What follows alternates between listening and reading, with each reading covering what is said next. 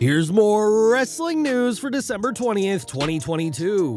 And we're starting off with WWE, and on January 1st, the company will host their second ever WWE Day 1 Premium Live event, or at least that was the original idea.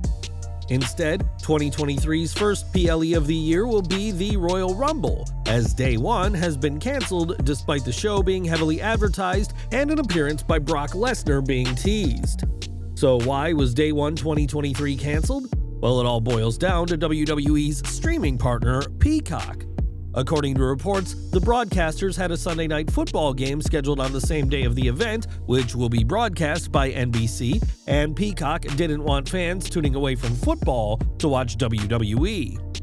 When you add this to reports of low ticket sales, it made sense for the show to be cancelled, and WWE confirmed during Survivor Series War Games that the Royal Rumble will be the first premium live event of 2023. While having a WWE event on New Year's Day would have been a fun novelty, factors outside WWE's control led to it being cancelled, but perhaps 2024 will be the year Day 1 returns. Now, for older fans, they may remember the name Chris Masters, whose impressive physique after debuting on WWE's main roster in 2005 earned him the nickname The Masterpiece. Masters worked with some top names during his WWE tenure, including Bobby Lashley, and the two could be locking horns again very soon. On last week's Raw, Lashley was fired by Adam Pearce, who later unfired him, but warned that there would be repercussions for the Almighty's recent destructive actions. When a fan tagged Masters in a post suggesting to Pearce that the Masterpiece could be his enforcer, the former superstar tagged Pearce, seemingly open to the opportunity. It was in March of 2007 that Lashley broke Masters' Master Lock Challenge, and a return is reportedly in the cards. According to reports, the plan is for Masters to return at the 2023 Royal Rumble in the Men's Rumble match, something that Chris has teased on Twitter. Recently, the Masterpiece shared a clip of him at a Ring of Pakistan event over the weekend, making his entrance complete with his WWE theme, and added a countdown and tagged WWE. After his Rumble return, Masters is scheduled to compete in a handful of matches before transitioning into a backstage role, an agreement that was reached in the first week of December. The Royal Rumble match often sees surprise appearances, with this year's including Brock Lesnar, Bad Bunny, and Shane McMahon, and Masters is set to continue this tradition this year. Masters never won WWE Gold during his time with the company, but would challenge for the WWE Championship and World Tag Titles with Carlito before losing his final match to Jack Swagger in 2011 on WWE Superstars. Post-WWE, Masters has worked for Impact and the NWA, where Chris Adonis is a former NWA National Champion. With his Rumble return, Masters will be looking at another title shot in WWE. But what do you think of his impending return? Let us know in the comments. Now, MJF may be the biggest name in AEW today, but he wasn't always the megastar fans love to hate each week. Fans may know that MJF once worked as an extra for WWE, infamously walking in front of then NXT champion Samoa Joe in 2016, but that wasn't his only role for the company. During the August 3, 2016 episode of Talking Smack, Nikki Bella was attacked from behind by Carmella, resulting in Renee Young asking for help.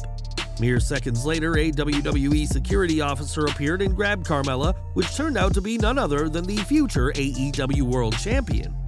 Despite working in AEW, MJF has had nothing but praise for WWE and his time with the company, and is teased joining when his current AEW deal expires in 2024. Only time will tell whether that actually happens, but with him calling Triple H a great guy and praising the likes of The Miz and Roman Reigns, MJF will no doubt be welcomed with open arms should he return to the company where he was once merely an extra. We've got some concerning news to report now, as Dustin Rhodes' mother is going through some difficulties. On Twitter, the AEW star asked fans to keep his mother in their prayers, which several fans of Rhodes replied saying that's what they're doing. Dustin didn't say what exactly his mother is going through, but we're wishing her the best, and we're sending our best to the entire Rhodes family at this time. Now, it's safe to say that CM Punk isn't the popular voice of the voiceless he once was, thanks to his actions at AEW All Out. A few years ago, it would have seemed strange for fans to hate CM Punk and love Roman Reigns, but that's what's happening now, and even Punk has acknowledged the tribal chief. In a video clip that resurfaced on Twitter, Punk said that WWE was doing one thing right, and it was Roman Reigns, and would go on to acknowledge Reigns' character work, storylines, and in-ring work as the total package. Fans responded immediately, with many agreeing with Punk's assessment of Reigns, while some others questioned whether Punk's positive comments about WWE could be linked to the rumors of a return. In the video, Punk added that WWE should have let Reigns be a heel a long time ago, saying that they are 5 years too late on the matter, and Reigns has said in the past that he personally doesn't enjoy Punk's act, and his failed UFC career made him less believable. Reigns' reinvention from the big dog to the head of the table has been one of the greatest WWE success stories in decades, and even CM Punk has had no choice but to acknowledge the undisputed WWE Universal Champion. We've got news from Raw now, as this week's show saw a notable call-up, which didn't end well for the NXT superstar in question. Prior to the show, it was reported that Andre Chase was backstage at Raw, and while many expected him to be on WWE Main Event, the company had bigger plans in mind. During Raw, the Bloodline took out several WWE superstars backstage, and that included Chase, who was ambushed by the group. Andre Chase and Chase U have been a hit in NXT, and fans are excited for his call-up, but this was definitely not how Andre wanted the night to go. While Andre was on Raw, this didn't seem like a full-term main roster call-up, and it remains to be seen what Triple H has in store for him and Chase U. More from AEW, as Kenny Omega has spent much of 2022 away from TV, both for a serious injury and for his suspension following All Out. It was reported some time ago that Omega's deal with AEW was set to expire in January 2023, but it appears that this date has now changed. When a listener asked Dave Meltzer during Wrestling Observer Radio about Omega's situation, he said it's unlikely he's re-signed with AEW, as there would be a press release like when Moxley and Chris Jericho inked new deals. Instead, Meltzer said that thanks to his injury, it's more likely that Omega had his contract frozen at one point and extended, and that he's being promoted all the way through to March of next year for a show in Winnipeg. Meltzer did confirm that January was the initial date of Omega's contract coming to an end, but added that this is not the case anymore. Omega is not just a wrestler for AEW, but also one of the EVPs, and while details are still sketchy on his current deal, don't expect it to expire as previously reported next month. When Maki Itoh made her debut for AEW last year, she instantly became a hit with fans and has made several appearances for the company since then. Competing in the AEW Women's World Title Eliminator Tournament in 2021, Itoh also competed at AEW Revolution 2021 and this year's Owen Hart Foundation Women's Tournament, but don't expect to see her in WWE. When Steve Falls spoke to Itoh, he asked if she had ever received an offer from WWE, and the popular star said that she hasn't and wouldn't take one even if she did. Itoh's belief is that she has AEW to thank for her popularity, and her loyalty to Tony Khan's brand would keep her away from WWE. After competing on AEW Dark Elevation next month, it is unknown when Itoh will return to the promotion, but she is currently competing for Tokyo Joshi Pro and will return to GCW in November.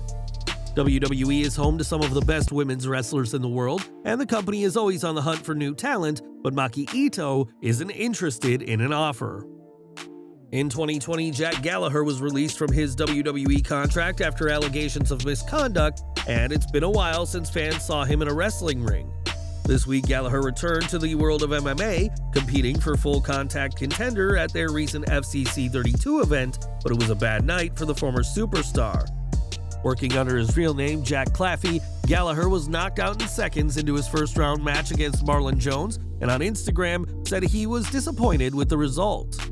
After winning 2 amateur fights in 2015 and 2016, this was a rocky start for Claffey's pro fighting debut, and it remains to be seen what the future holds for the former WWE superstar.